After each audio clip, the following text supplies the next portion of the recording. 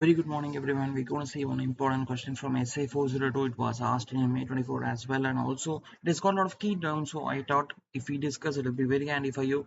So the question is, what are the various aspects to be considered by the service organization auditor while using Type 2 report as audit evidence to ensure that controls that service organizations are operating effectively? First one is evaluate whether the design, description, and operating effectiveness of controls is at a particular date. For example, this is for 31st March or 31st December, or for a period whether April to June or April to December, awfully on all those aspects.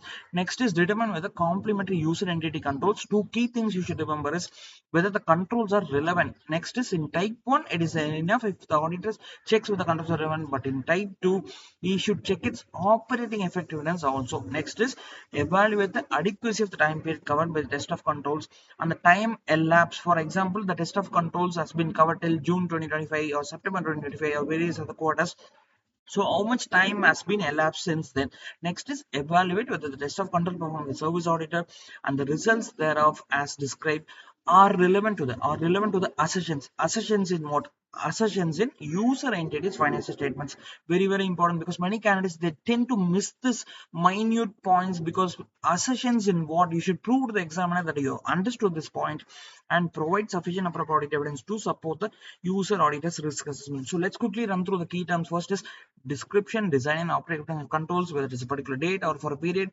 Next is complementary user entity controls. What are the two key terms? Recall with me. First is whether the controls are relevant and whether operating effectively. Next is adequacy of time period. Lastly, TOC, whether it is relevant to the assurance, because no point in having TOCs doing things which are not reflecting the true position of the financials. So these are various key things you should reproduce, and that is it. If you watch this 4 to 5 times, you need not keep coming back to it again and again.